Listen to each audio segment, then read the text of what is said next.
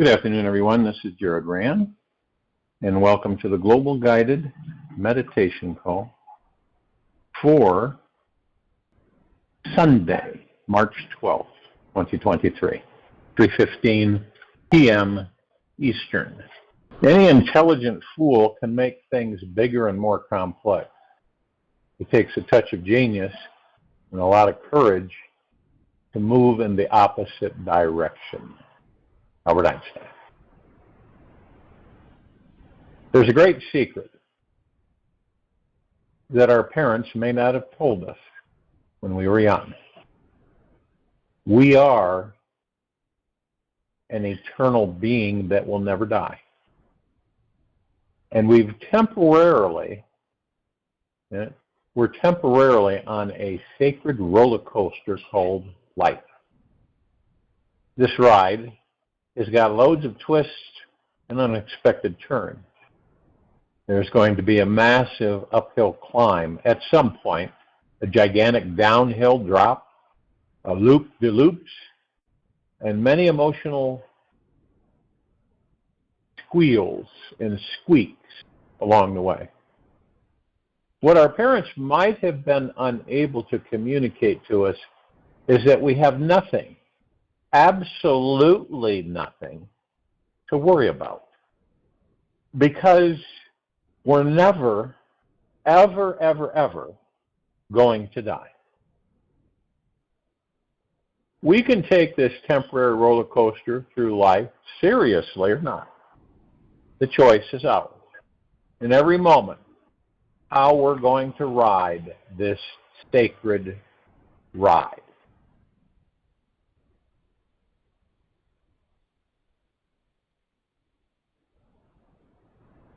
Ecstasy is our very nature. Not to be ecstatic is simply unnecessary. Osho.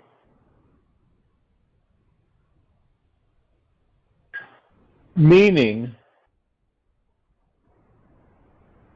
are we going to grab on tight with a white-knuckled grip clutching the fake steering wheel, or are we going to sit back and relax so that our hands can fly freely in the air? However we decide to live our lives is totally fine. Just know that you're strapped in the seat and life is going to take you all the way to the very end of this part of the journey. The choice is yours. Just how tight or loose you can care to grip onto the unnecessary handrail. What do you fear is the worst that could happen to an eternal spiritual being who will never die? What do you believe would happen if you let go of everything you think is true and stayed open to the idea that anything is possible? What if you're here only to discover how fun it is to be human? Living in a perpetual state of joy, appreciating everything on this wild journey. What if you were the only one who decided how you wanted to design your life, give it purpose and meaning, and create a sense of wonder, strength, and passion while you're in this particular body? I believe that the thoughts, experiences, and feelings that arise inside our human lives are meant to do one powerful thing: to give us the experience of being human and feeling alive so that we can let go of trying to control the roller coaster and simply enjoy the ride. That's it.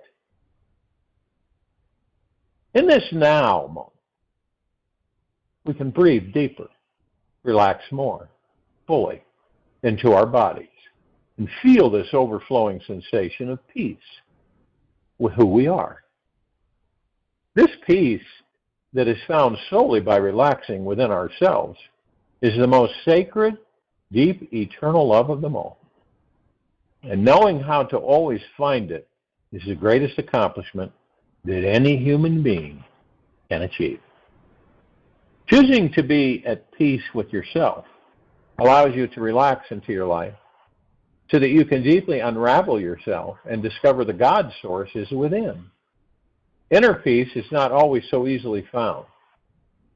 Start with investigating your connection to this ever-present awareness that is within you. The one that always watches you and has never ever judged you. The only real valuable thing in this life is intuition. Albert Einstein. Know your inner awareness intimately. Create the deepest and most personal connection with it. Look for awareness in your heart, in your belly, at the core of your being. It is also in the spaces you would least think to look. Resting as this awareness, free from all the mind chatter, is what being at peace is all about.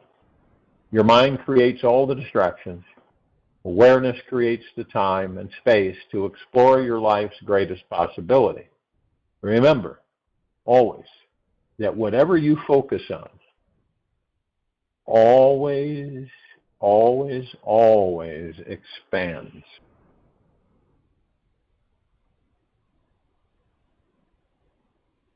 Quiet the mind, and you will master it. Quiet the mind, and you will master it. This very moment, we can stop paying so much attention to our thoughts and instead pay closer attention to where all of our thoughts are arising from. Only at the source of thought do we discover the divine purpose of our entire lives. An awake, aware mind lives in bliss and can manifest its desires 1,000 times easier than a non-meditative mind. You can easily discover this extraordinary bliss within you through meditating on the eternal soul that you are. In other words, when you meditate, you're focused on your soul, on the God, not the body, not the physical material world, not who you think you are and what you think you are, but the God source within that body you, the God, are in. So you're actually looking for, seeking inside yourself, the God that you are, the being, the supreme immortal being that never dies.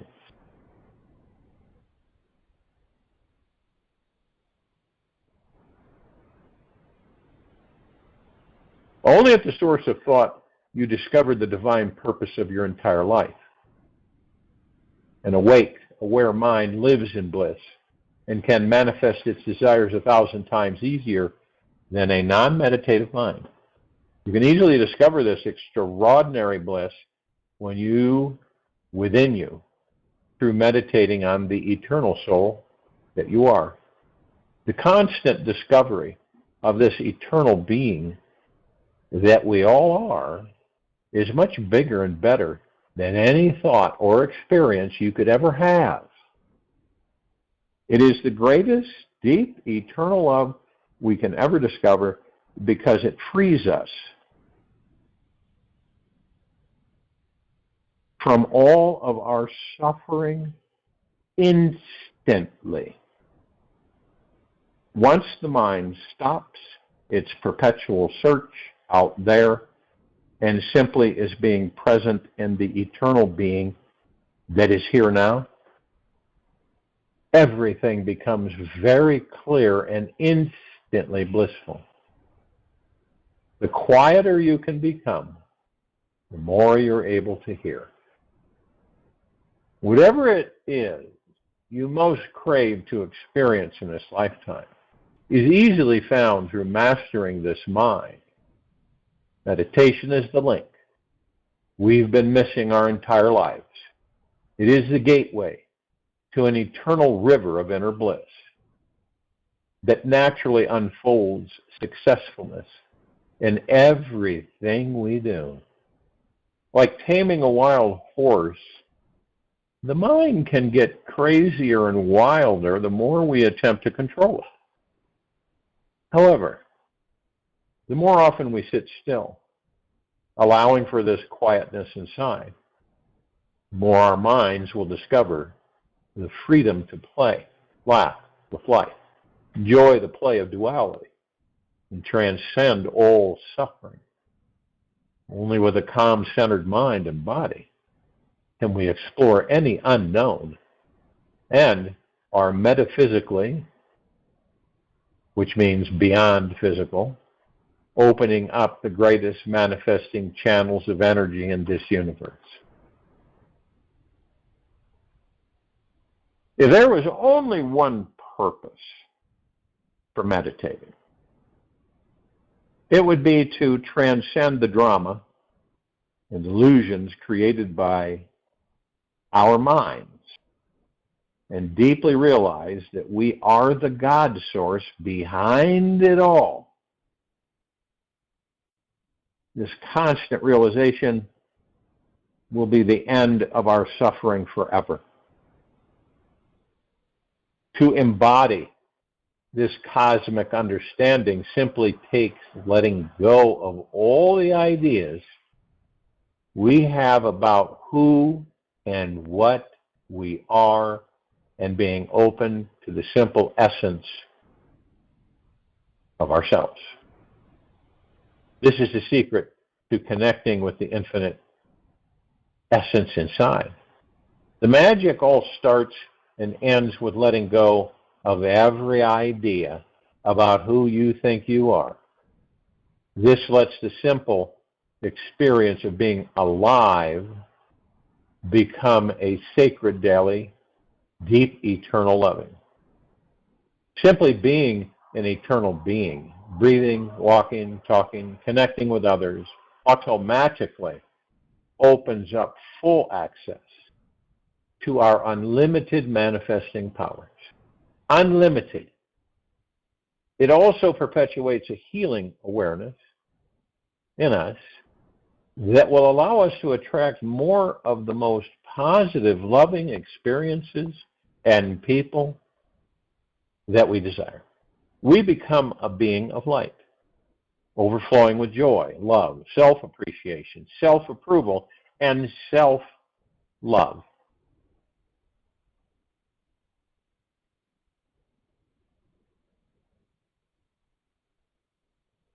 If and when you want total freedom from suffering right now, realize this one simple truth. As many times as you can in the next week, you are an eternal being and will never die. This is a profound spiritual awareness and will come and go in your mind until you root it. These roots are drilled into the soul, the soil of your body. When you decide you are ready to awaken to a higher state of consciousness, when you choose to deeply, eternally love yourself in this way, then the real, deep, eternal loving starts to pour forth.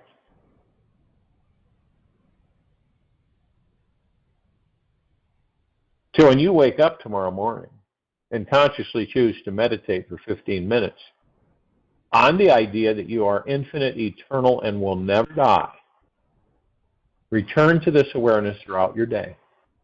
You'll experience a tremendous shift in your ability to be patient and also see an increase in your manifesting ability.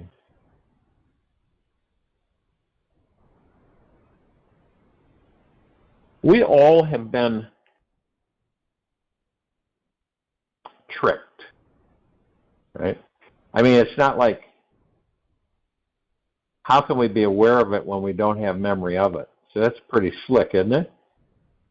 So we gods in these bodies, we get kind of, like you can call it, electrified, and it eliminates that life memory. And so isn't it absolutely idiotic to come into a life not knowing why, right? And not having any knowledge of a past life that would assist you in the life that you just entered.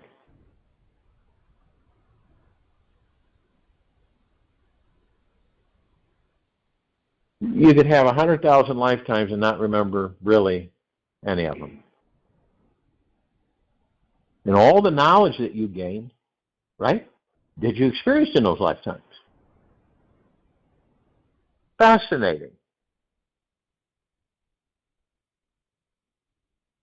Now, since very few on this planet know how to go within and access the great library, where you just go in and you can just look at all the lifetimes you've ever had. Not only all the lifetimes you've ever had, and then you say to yourself, well, do I really want to look into future lives? Because as soon as you look into them, they'll change. So imagine, to come to full understanding and conclusion with yourself, is that once you discover that you're the God within that body and not the body, not the name, right? Not what you have, but it's the God within that body. And once you make the transition over to really knowing that you're an immortal supreme being that never dies. See, you see how confusing it gets for us on this planet? We look at the body as the end because it's how we've been taught. You know, and it isn't the fault of the people that taught us because they were taught, and so on and so forth. And the cycle hasn't ever been broken. To see what it takes is that you begin to discover who and what you are, and then you embrace that. Then you can share that with young ones. They will absorb it like a dry sponge. And it will set a precedence in the young ones of the planet. Now, you look at people that are in their 70s, 80s, and 90s, or hundreds, talking about maybe 125, 150, if they make it that far. And we're looking at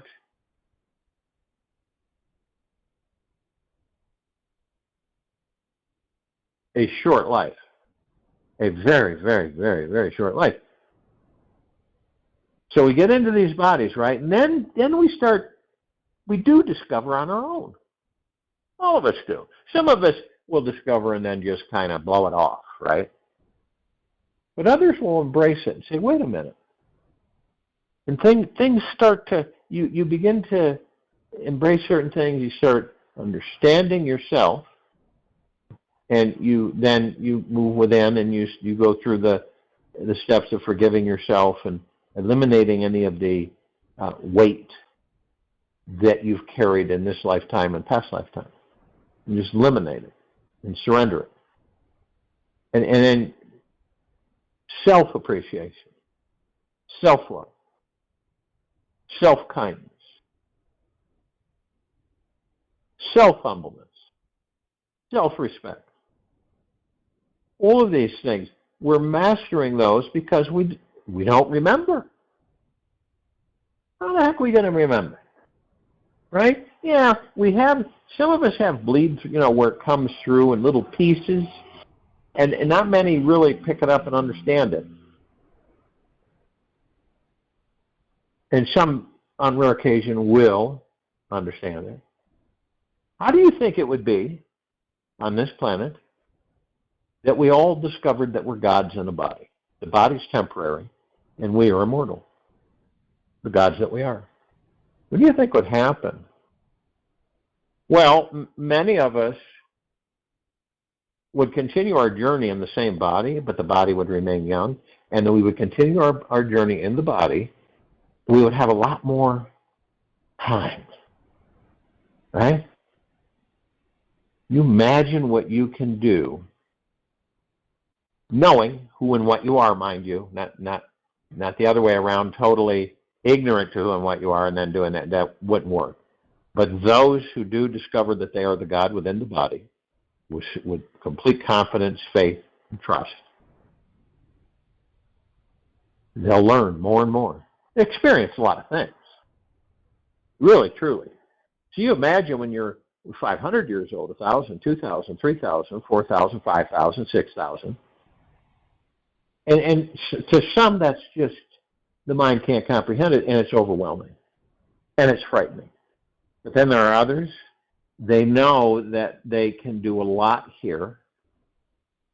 And a lot of times, it's the ones that have lived 90 years, 70 years, 80 years, that know these things. And they know that they could get a body that was young and vibrant with all the life experience that they've picked up so far in the short 90 years they've lived. It would be absolutely spectacular. Magna glorious. Stupendous. We would progress.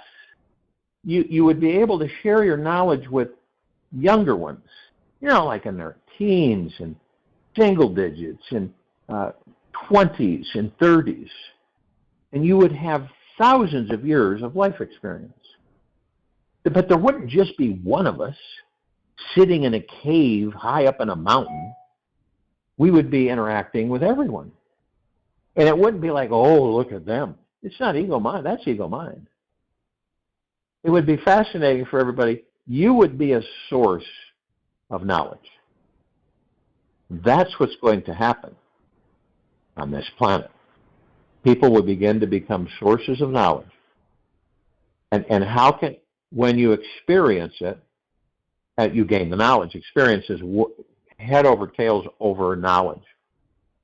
So you'll experience these life cycles, right? And you'll be able to share them with people.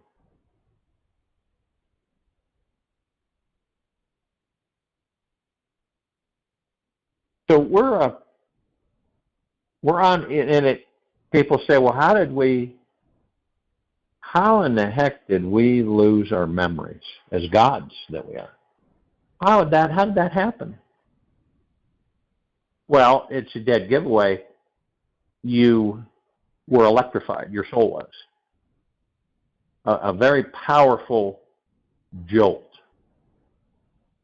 And the memory paths that you, the soul, the God's carrying, from that lifetime and all lifetime, is temporarily voided. So, and then when you come back, say, you think you decide to come back, right? So you come back in a new body, baby body, and you're zapped before you enter the body. So you don't even have memory of entering the body. And you're starting over. Pretty much. And that happens thousands of times. Is there any purpose in that? How does one progress having total amnesia every lifetime from the previous lifetime? How does one progress? And, when you do tap into the God that you are, because you will eventually, by your own choice. But as you do this, you're going to discover so many things, because you're not going to be looking out from you're not going to be looking out from out there. All right? In the rat race looking out. You'll be outside of it looking in. And you'll be able to make these cross-references to yourself. You start understanding, I came here to enjoy this body and this life. I came here to have fun. I didn't come here to go through pain and suffering every lifetime. Stress and fearful, angry. That's not, why would I do that? Why would we do that? We wouldn't do that. And people say, well, if you're having such a good time in the body, you're not going to learn. You're going to learn a lot. See, it doesn't mean that you're not going to have bumps and grinds, because we create those bumps and grinds to keep things interesting. That's why we do it. And we know this. If we just came into a life and we knew everything that was going to happen from start to finish of that life, wouldn't it get really boring for us? Really. I mean, there wouldn't be any challenge, because we would already know what tomorrow was going to be.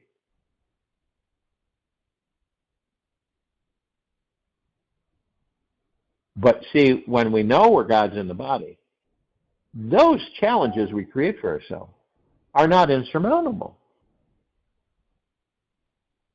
In our so-called confusion, because we're all confused when we enter a baby body. You know, it's like you look around and you go, where in the heck am I? In the beginning, you have residual memory, because it can't all be shocked out. And the residual memory is like, oh, I've got feet and toes again, and I've got hands. I'm in a human body. Because we are not human, guys. It's just the suit. That's the label is given to the suit. Human. We're not human. We're God's. And we're not physical. We're spiritual. That's what all of us gods are. And some of us will travel the galaxies and the universes, the metaverses, beyond meta, beyond consciousness, just to experience. This is our true art, is to experience physical life. We learn through the physicality and through the things that we create for ourselves, that we manifest, moving energy into form, creating it into reality, and experiencing it. It takes a lot of courage. See, fear helps us, because fear motivates us, believe it or not. Not everybody. Fear can incapacitate some. But for some of us, fear motivates us. Fear motivates us into being courageous with ourselves. And anybody who has been in a situation where they knew they would have to risk their lives, right, to save others. And everyone will say, you ask them, were you fearful or afraid? Absolutely.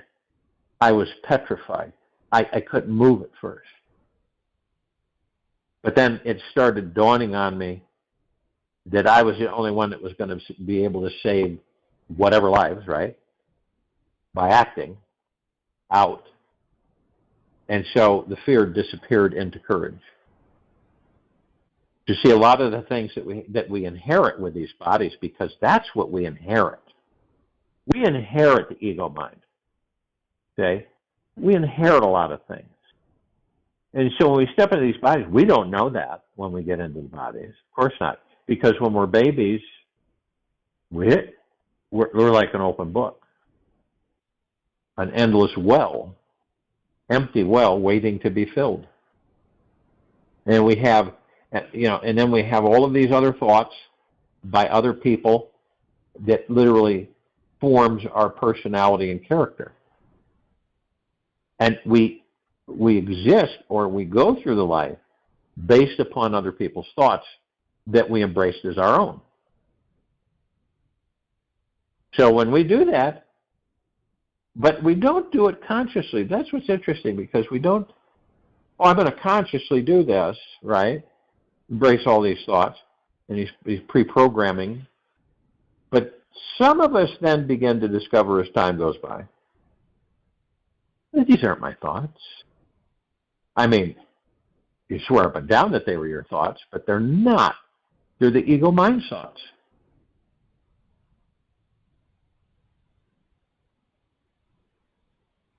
And this is why we focus on gratitude 24/7. We focus on being gentle, kind, generous, and humble with ourselves 24/7. We focus on outside of the matrix.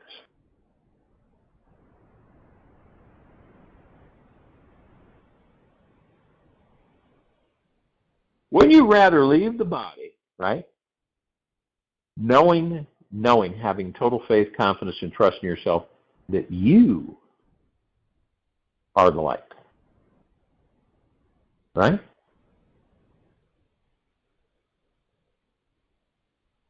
You are the light.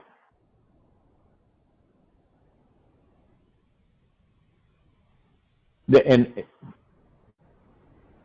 the engineered storyline that all of us gods are faced with every time we leave the body.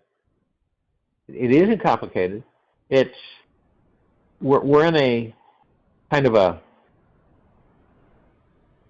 soul trap, which us gods are seduced into the light because while in physical form we didn't know we were the light, and we didn't learn that we were the light. And so when we left the body, our education, if you will, or knowledge that we gained while in physical form didn't get us, we didn't get far enough along. So we go into the light because we don't know we're the light. Isn't that crazy? And so then we're entertained by an engineered holographic heaven, hell, and it's so real that, you know, it's like some of our dreams are so real we would swear up and down that they were real. Okay. And so we have this kind of a handicap, all right, that keeps us from discovering who and what we are while in physical form. And the controllers of this quadrant of the galaxy don't want us to discover that.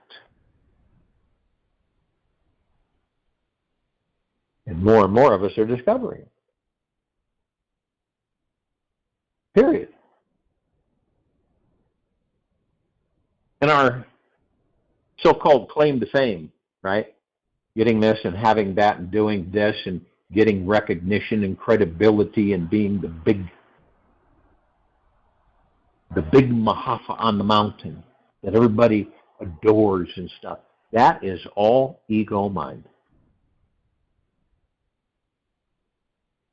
But a loving understanding through curiosity as the gods that we are, because we're curious. We want to know what it's like to be in a physical form in a life and experience it. And along the way, create what we want.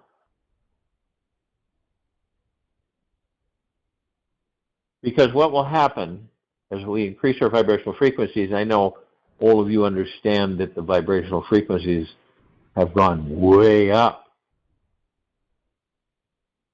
Why is that? Is there some kind of a galactic flash happening? No. It's you. It's you. We're doing it. We don't need any outside assistance. We are the assistance. We are the help. The gods that we are. And by working together, by being together and understanding that, which New Earth is all about, it's about this civilization coming into its own, dropping the ego mind, embracing the heart mind, and knowing exactly who and what they are, the gods within the body, and joining, unifying, working together. And as we work together, the strides that we will make will be unprecedented.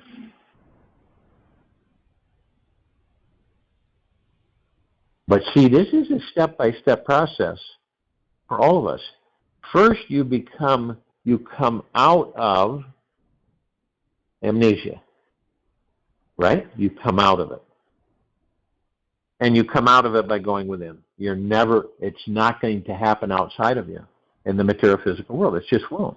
That's where you'll keep reincarnating over and over and over and over and over and over again, not having any memory of the past life, and going into the next life, and then leaving that, not having memory, so on and so forth.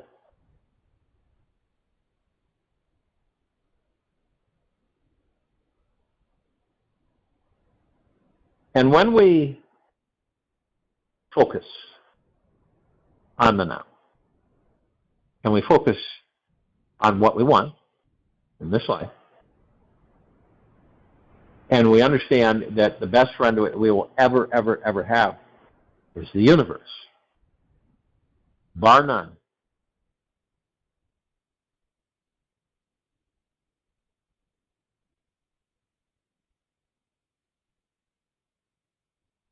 And the universe takes orders, right? You walk up to the window and you say, universe, this is what I want. And the universe says, okay, Jim. Okay, Mary. I'll get to work on it right now. And then it begins to move and manifest into form, then into reality, and then we experience it. Doubt, fear, worry, stress, anxiety, not having confidence, faith, and trust in yourself nor the universe, then it doesn't come. And you try again, doesn't come again. And you try again, doesn't come again. You can't figure out why. Doing everything right, at least that's what you believe. Why isn't it working for me? Because the minute you have doubt, it turns it off. Doesn't get to you. What if it doesn't happen? And the patience of Job, where you just surround you and say, oh, I know it's going to happen. Well, do you know when? No, I'm not concerned about when, because I know it's going to happen. It's a done deal. I knew exactly what I wanted to manifest, and that's what's manifesting right now. And the universe is taking care of it, and I really don't need to do anything more.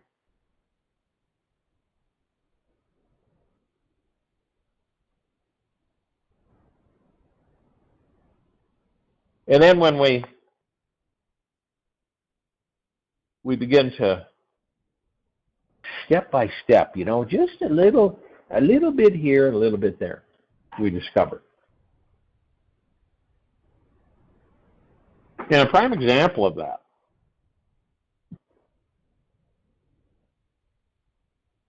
is I get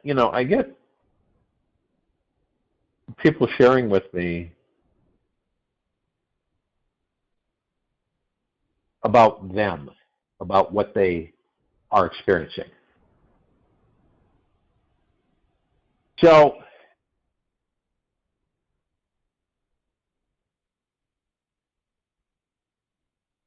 for instance, this brother talks about he had some tests done. There were red and white blood cells in his urine. And he was feeling bad and just unbalanced, like something was wrong. He dozed off listening to music, got up, took his temperature. It was 98.4. He decided to do some ironing, which some people still do, while listening to the reverse aging health call.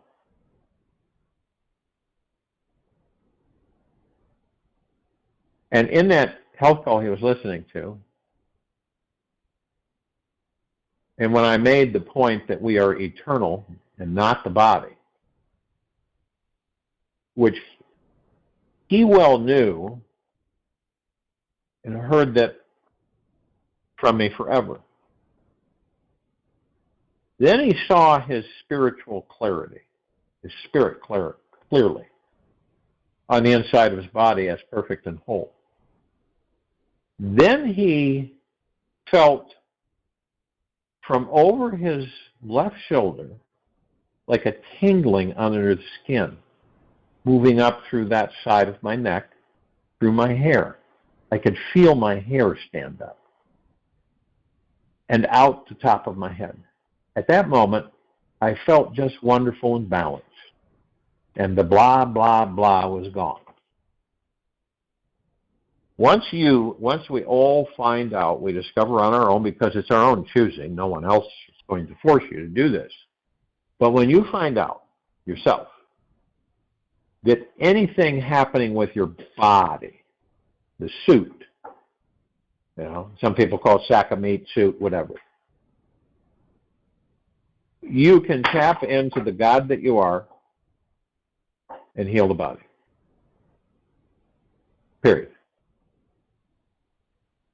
Now, we do know, and here's where a lot of us have the lack of trust and faith and confidence. We do know we're omnipotently powerful as the gods that we are.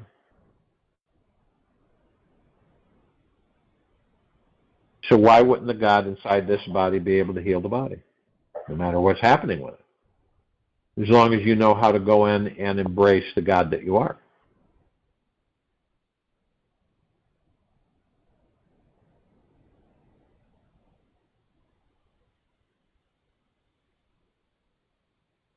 It's this way, it's always in that context. It's like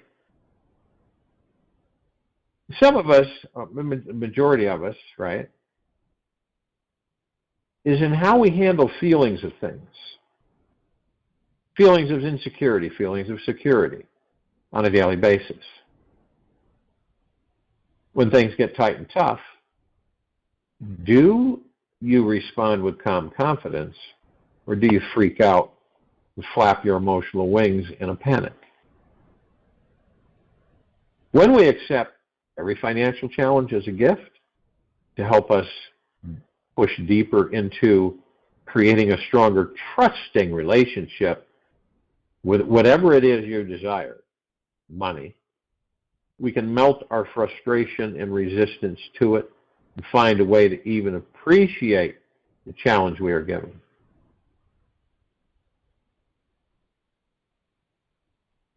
We must maintain deep trust in the intelligence of the universe. We must know that it will always provide for our deepest needs. And if and when we get close to falling off the financial cliff, or whatever cliff in your life, it will be there to catch you, to catch us all.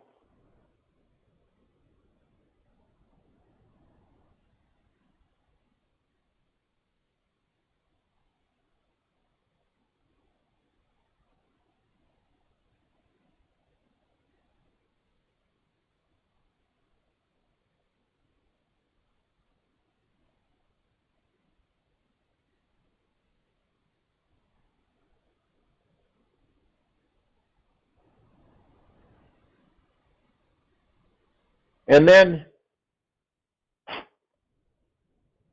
identifying all of these low frequency, low energy tie downs that we experience. Like people saying, "Oh, that's good for you to say, but look at my position right now." Well, the reason then you'll stay in that position. And this is applied to anything. It really is.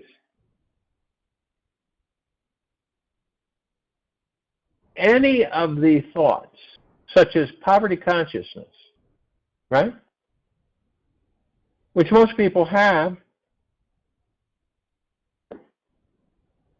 liberating yourself from all forms of poverty consciousness. This means that we are conscious enough to see the negative thoughts that we're having about money and watch our minds as they attempt to believe in their truth, the mind. Just think about an instance from your past where you acted as if you didn't have enough money to experience or buy something you wanted. Notice how you felt and where this lacking energy bubbled up from. Somewhere deep, in your consciousness, your subconscious, from an old belief that said that you are not enough.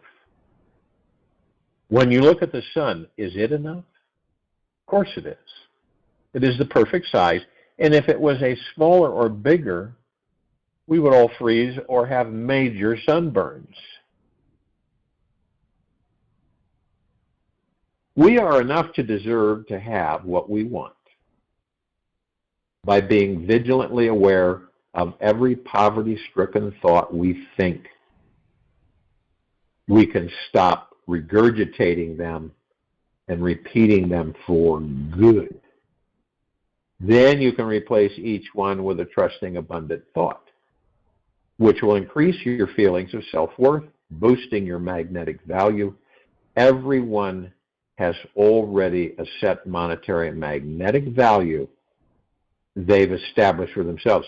This is the amount of money you believe you deserve to receive each month.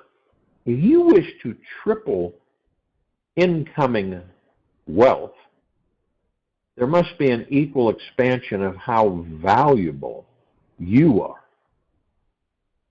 What is your time, information, and skills worth in this world? Can you really place a value on them? They are worth more than money can handle. Let's imagine you got a master's degree at the university, okay? You most likely believe that your skills and knowledge from this degree make you worth more money. And thus, you'll magnetize a job with a higher income. Now, if you get this degree and don't value it or believe in its worth, you won't use it fully and perhaps accept the same job position, yet with lesser pay. What's vital to know about our self-worth here is that the value of your real self, your soul, and essence of consciousness is totally undefinable. It has no limits as to what it can manifest, create, and experience. When you're identified with this source of consciousness, there is no ego attached who can prove that you're only worth this much each month and not 1 cent more.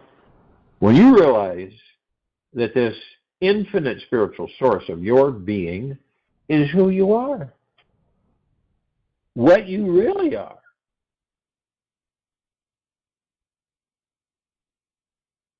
then you can tap into it and open yourself up to receive any amount of money you can imagine, or anything you can imagine.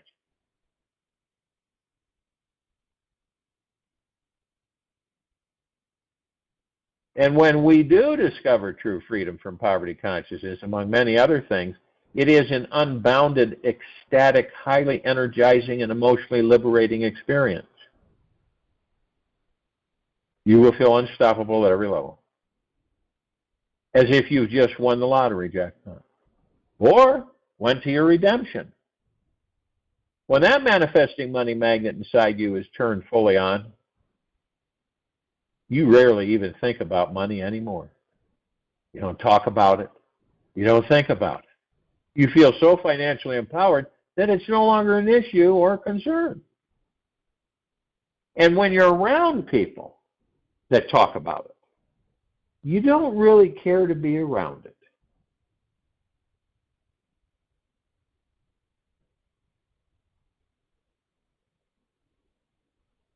And that's when some of us feel so financially empowered that it's no longer an issue or concern. Then it's super easy to sit back and simply watch any worries or financial concerns float by without reacting to them, trying to get rid of them or needing to control them.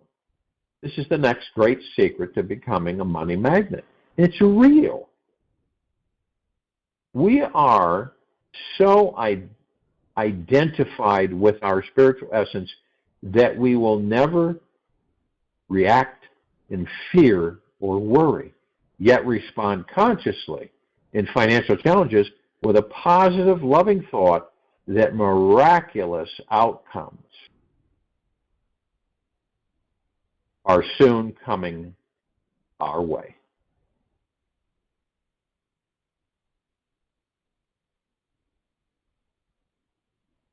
Everybody wants to, this is so true. Everybody wants to be extraordinary. That is the search of the ego, to be someone who is special, unique, and incomparable. This is the paradox. The more we try to be exceptional, the more ordinary we look, because everyone is after extraordinariness. It is such an ordinary desire. The very search to be ordinary is actually extraordinary, because rarely does somebody want to be nobody. Rarely does somebody want to be a hollow, empty space. Yet, this is really extraordinary, because nobody wants it. So when you become ordinary, you become extraordinary. Oh, so I'll join you in the meditation, and I'll return to close us out. Hello, fellow brothers and sisters of the light. I am Julie Joy, and for some unforeseen reason, the closeout is missing. Sometimes it's my internet, sometimes it's his internet, sometimes it's just a mystery. I've been recording these meditations for Jared since 2017, and we both appreciate your support and loyalty. And by support, I mean merely sharing with your friends. No financial support is required or requested on this channel. Thank you so much for listening.